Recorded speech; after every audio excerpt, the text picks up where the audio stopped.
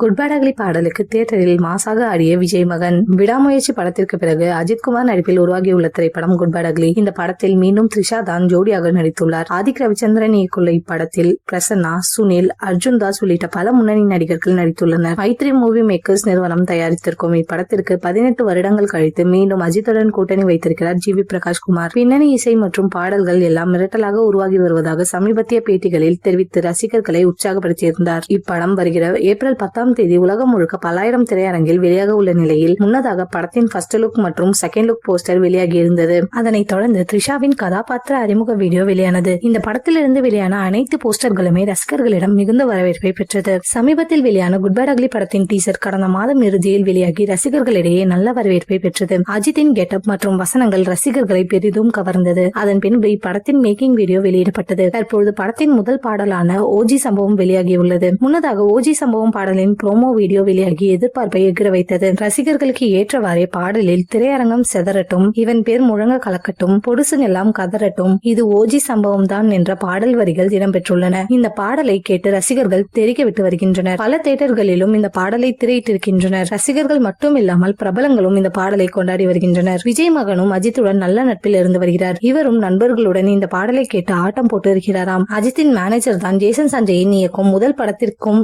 Manager என்பது குறிப்பிடத்தக்கது.